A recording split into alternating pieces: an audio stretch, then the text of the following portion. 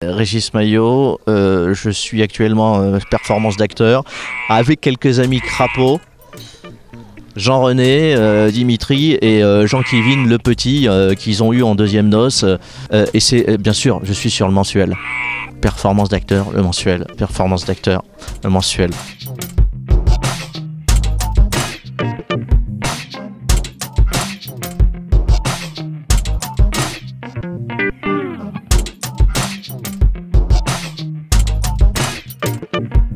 Alors, Reprise des hostilités, c'est un spectacle qui est assez récent. Il a eu quelques petits tours de chauffe en région, et puis là, je l'ai joué à Paris pendant 4 mois. Et là, c'est ma première date de tournée, voilà. Voilà, je me suis dit que c'était bien de visiter Cannes. Bah ouais, c'est le côté sanatorium qui est plutôt agréable. Ouais, ça me faisait plaisir. Parce que bon, j'ai une clientèle âgée. Je travaille sur RTL, j'étais sur France Inter avant, donc j'ai une grosse... On va se faire bouffer par un animal. Donc j'ai une grosse cote chez l'octogénaire, moi. Je viens d'avoir les chiffres de la délinquance, c'est mal, hein. Vous savez qu'il y a plus d'armes de guerre en banlieue parisienne que dans la totalité des bases militaires françaises. Ça fout les jetons, hein. En même temps, c'est rassurant, si les Allemands reviennent, ils dépasseront jamais le périph'. Partout, fumez-tu, vous avez vu ça? Non, fumez-tu. Fumer peut nuire à la bonne formation des spermatozoïdes. Ouais, tu m'étonnes, 7 € paquet, ça fait mal aux couilles. Ah, tiens. La seule ville au monde où la mer a la couleur des cheveux des vieux. Bleu.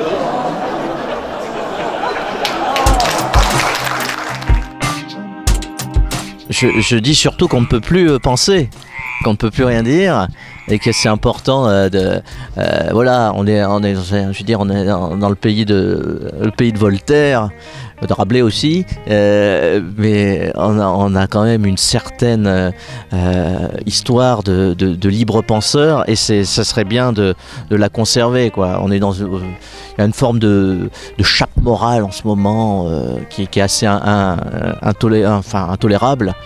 Donc il y a un moment, voilà, rire ensemble, parce que c'est mieux que le vivre ensemble, qui est une sorte de fausseté qu'on nous a vendue, quoi. Ma réflexion c'est pas de faire d'aller faire de la surenchère comique, parce que c'est un peu insupportable, ce qu'on appelle plus ou moins le trash, quoi. Faire plus trash, je veux dire, moi je fais 300 papiers par an, je pourrais faire vous montrer, voilà, regardez tout ce que j'ai dit sur tout le monde. Non, là c'est intéressant, c'est avoir une réflexion par rapport au public. Autorisez-vous à penser voilà, le côté moral qui est un petit peu qui est un peu gênant pour tout le monde, voilà. Comment il s'appelle là, le nouveau comique qu'on a engagé là il y a 2 ans là, François Hollande, le mec est drôle. Vous vous souvenez de son fameux sketch au Bourget, comme ça il avait fait « J'ai fait un rêve pour la France ». Ouais, ben c'est sympa, mais il faut te réveiller maintenant là. À l'origine, on aurait dû avoir DSK, mais entre-temps, il est tombé amoureux. L'autre, il est tellement énervé du bas-ventre qu'il aura même réussi à sauter une présidentielle. L'écriture, le travail d'écriture est à peu près plus ou moins similaire, quoique on écrit différemment pour chaque format. Petit rototo. Pour la radio, on est sur le vif. On travaille sur le vif, ce qui est intéressant intellectuellement, et puis c'est ce qui crée aussi une certaine faconde, un certain métier. Voilà. Donc ça c'est bien, la télévision, etc. Mais la scène c'est beaucoup plus, c'est plus sensuel, c'est plus agréable. On défend un propos, on peut aller loin. On est le maître du jeu. En télé, finalement, on est dépend. Enfin, la télévision, les gens, ou la radio, les gens, ils viennent pas pour... voilà, vous êtes un maillon dans un dispositif. Donc là, voilà, vous êtes garant du discours et de la lumière, de l'image que vous donnez et le message que vous faites passer.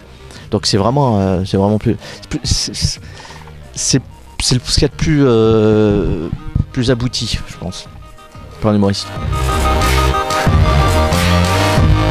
Oui, c'est charpenté, ouais. Il y a une charpente, il y a une volonté de dramaturgie, avec un personnage, enfin voilà, un type qui, ce qu'on a tous ressenti, ce que j'appelle moi la tentation de Venise, l'envie de tout quitter, qui était un sentiment partagé par tout le monde. Sauf que moi j'évoque ma tentation de Venise, qui est un ras-le-bol de la société, c'est un ras-le-bol de l'époque. De cette époque. Il y a cette tentative justement à chaque fois de trouver des échappatoires ou des issues. Une issue verticale, la religion, une issue horizontale, le départ, des réflexions sur le travail. Enfin, ça me permet d'amener énormément de réflexions, quoi, que ce soit sur le travail, sur la notion d'artiste engagé ou la fatuité de l'artiste engagé tel qu'il est aujourd'hui vendu par l'époque.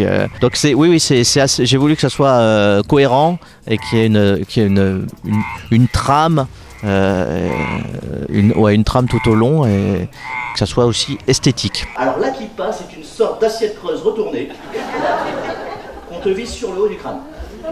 Alors ça, personne ne sait vraiment à quoi ça sert. C'est un des paradoxes de cette religion. C'est-à-dire, on te décalote le zizi et on te recalote la tête. Ouais, c'est un spectacle assez physique par rapport au précédent qui était le rapport Maillot, qui était aussi long. Mais là, c'est un spectacle de conviction. C'est-à-dire, si je les perds, voilà. C'est-à-dire, à chaque fois, à chaque thématique, il y a une démonstration. Et je mets de l'humour dans la démonstration. C'est pas la mitraillette à vanne pour de la mitraillette à vanne. C'est-à-dire, je fais des chroniques où il y a beaucoup plus d'effets comiques, mais là, la volonté, c'était pas forcément, parce que voilà, si vous faire rire, au bout d'un moment, je sais faire, quoi. C'est mon métier, j'en fais assez. Mais là, il y avait une démonstration à chaque fois. Après, oui, 2 heures, ça fait 1 heure, 1h40, 2 heures, parce que je fais une revue de presse, parce que les gens viennent aussi, aiment bien la politique politicienne, parce qu'ils m'écoutent sur ça, et voilà, donc c'est la petite cherries on the cake, comme on dit. Voilà. Mais c'est surtout un spectacle politique, mais pas politicien. Politique, ouais. Au sens Chaplin, c'était politique, par exemple. J'aurais été critique de mon époque. L'humour, c'est une posture. C'est être contre ce qui est pour et pour ce qui est contre. Voilà.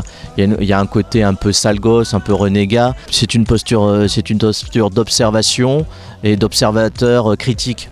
Donc après, j'ai pas de nostalgie. Il n'y a pas un côté c'était mieux avant. Après, on peut avoir des fantasmes d'époque qui nous plaisent. Voilà. Et c'est vrai que l'Allemagne des années 30 a été quand même... Non, je déconne.